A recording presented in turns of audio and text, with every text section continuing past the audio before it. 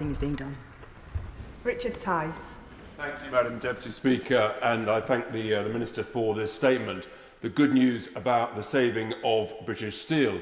What the Minister hasn't referred to is the timetable from now to move towards nationalisation, which we fully support, and we encourage the Government to push on with that, so that you can accelerate towards the modernisation programme that you refer to in your statement, because I think the newfound love of this House for blast furnaces should be encouraged. We should be refurbishing, investing in them. That's the right thing to create a thriving steel industry to support British industry and our defence industry.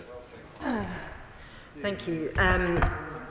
We know that Reform are recent converts to steel, I would say. Some of us have been supporting the industry for a long time. But look, the honourable gentleman makes a fair point about what comes next. You know, our position remains that we think the best way forward is to try and find a commercial business to invest alongside government.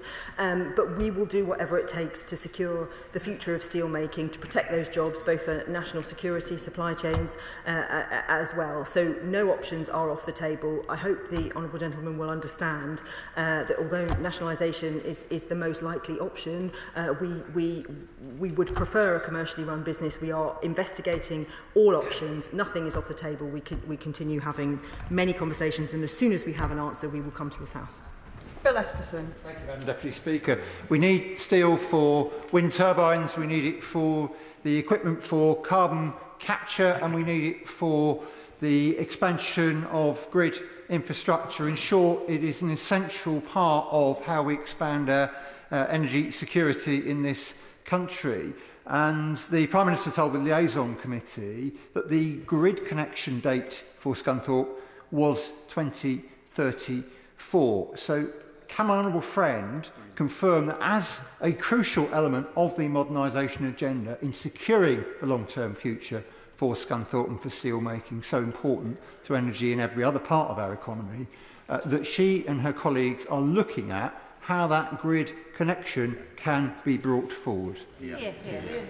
Can I thank the Chair of the Select Committee for this important question? Of course, he makes the point that we need steel for all of those green energy, wind turbines, carbon capture, and for our energy security. And there's an important wider point here, which is that since the election, £43.7 billion has been committed by the private sector to invest in clean energy in this country, 43 billion. And those people on the other side of the House who are questioning net zero or questioning are putting at risk thousands of jobs that we will see delivered through clean energy. You have to be very careful what you wish for, because that investment is incredibly important for our country. The green energy sector is growing 10% faster than the rest of the country, the rest of the economy. You know, these are important things and important jobs. And of course, he makes a really sensible point about grid connections. And of course, we haven't just seen this at Scunthorpe, we've seen it in many different companies where grid connections can be 15, even 20 years away, which makes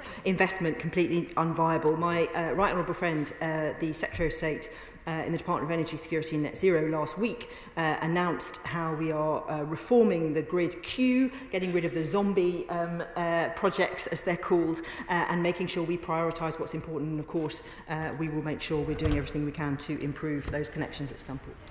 Sir Geoffrey Clifton-Brown. Thank you, Madam Deputy Speaker. I take at face value what the Minister said today, that British Steel has a bright future. However, today she didn't really mention any figures other than a global figure of £2.5 billion somewhere floating around. So will she tell the House when she expects to publish the accounting officer assessment that is required when public money is committed? And in particular, we can then test in the Public Accounts Committee whether those rules for spending money, public money, are being adhered to, particularly in terms of feasibility.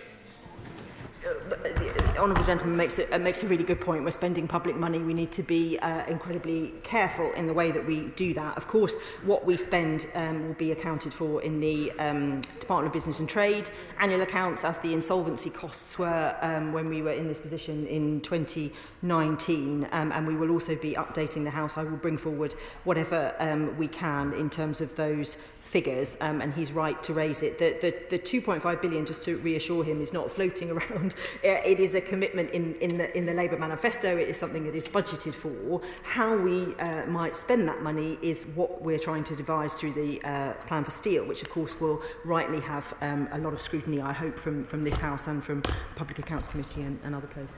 Andy MacDonald. Thank you, Madam Deputy Speaker. I wholeheartedly congratulate my honourable friend for her sterling work and very much welcome her statement today. But no doubt she'll remember that on the 11th of April, the Leader of the Opposition said that in government she'd negotiated a steel modernisation plan. Then the next day, on the 12th of April, when the government brought in emergency legislation to save Scunthorpe, she said she was still negotiating a deal when her boss called the snap general election. And there was never any agreement for an electric arc furnace on Teesside, as she claimed, as much as me and my colleagues support the concept. But would the Minister confirm that it was the Conservative Party that presided over the end of virgin steel making in Redcar, in Port Talbot, and would have done the same at Scunthorpe were it not for the Labour government? And would the Minister also confirm that if the private sector won't sufficiently invest, the government will maintain British Steel through public ownership and use its public procurement strategy to make the company sufficiently profitable? I thank my honourable friend, and he's completely correct in what he says. Indeed, the Leader of the Opposition was on the Today programme this morning and confirmed that the Conservative Party policy is for an electric arc furnace, and that alone at Scunthorpe, or Scunthorpe and Teesside. It's unclear, and obviously that would have cost nearly twice as much as the existing proposals, without any mention of primary steel making. So I understand it's not clear. Who knows that the official position from the official opposition is that they're not in favour of retaining primary steel making capacity in the UK. Harriet Cross. Thank you, Madam Deputy Speaker. In her statement, the Minister celebrated that this is not the end of British Steel, and I think we can all welcome that. But Labour's policies very well could be the end of domestic British oil and gas, whether that's the extended windfall tax, removing investment allowances, or no new oil and gas licences. We're walking towards the end of our own domestic oil and gas sector, which has proven so beneficial to us across Scotland, across the UK, all the while offshoring our emissions and relying on, at best, unreliable and at worst hostile states like China to supply our renewable energy infrastructure. Isn't this the time, taking the example from British Steel, to reverse Labour's headlong rush towards ending the oil and gas in the North Sea and relying on our domestic supply as long as we can in order to help us with our energy security into the future? It would also be helpful to understand the opposition's official position when it comes to China.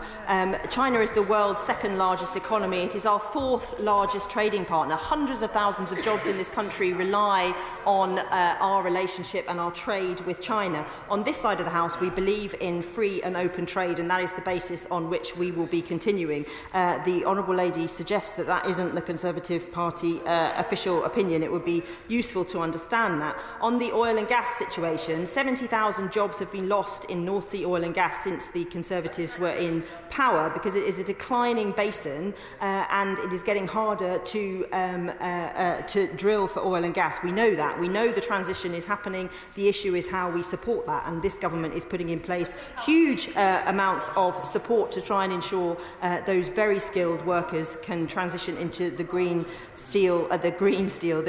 energy sector. And I would just repeat the statistic: £43.7 billion of private sector investment promised since this government came to power in clean energy. Is this really the Conservative opinion that we are throwing away all that investment, all those jobs, and not protecting them for the future?